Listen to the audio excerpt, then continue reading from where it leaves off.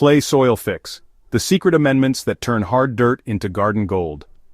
If you've ever tried to sink a shovel into clay soil, you know the struggle. It sticks to your tools like wet cement, hardens into a brick when dry, and leaves plants gasping for air. Many gardeners give up, calling it impossible soil. But here's the secret every soil sage knows. Clay isn't a curse. It's a hidden treasure waiting to be unlocked. With the right amendments, you can transform heavy, unworkable clay into a rich, loamy paradise that plants and worms both crave. On today's journey with Soilsage Chronicles, we'll dig deep into what truly works to fix clay soil.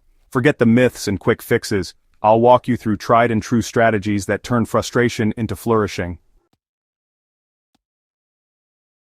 Why clay soil feels like the enemy.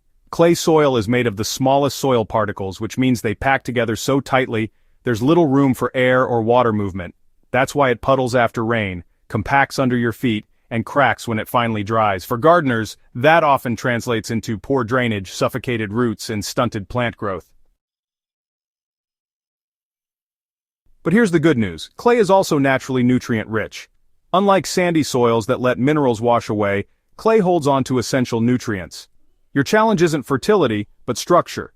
Once we fix the structure, those locked-up nutrients become available to plants, and suddenly clay goes from enemy to ally.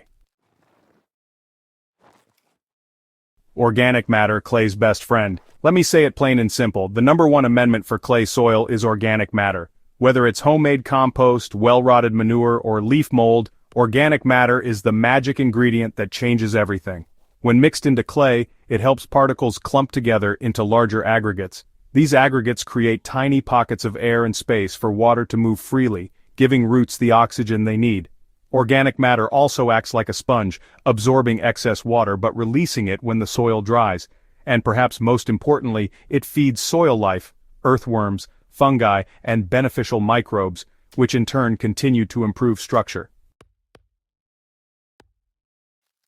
If you can commit to adding a few inches of compost every year, your clay will gradually transform into dark, crumbly loam. It won't happen overnight, but it will happen. Cover crops roots that do the tilling for you. Instead of fighting clay with a tiller, let plants break it open for you. Cover crops, sometimes called green manures, are nature's soil engineers. Their roots push deep into compacted layers, carving tunnels for air and water. When they're cut and returned to the soil, they add even more organic matter. Alfalfa is one of my favorites because its deep taproot drills straight through dense clay. Clover works beautifully too, adding nitrogen while loosening the soil. Even ryegrass with its dense root system helps open pathways.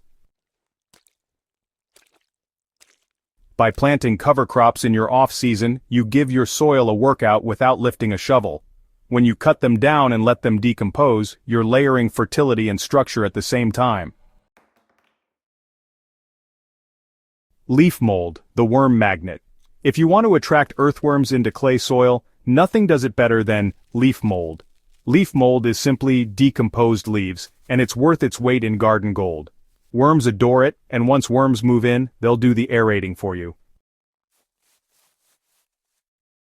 Adding a few inches of leaf mold to your clay beds improves soil texture dramatically.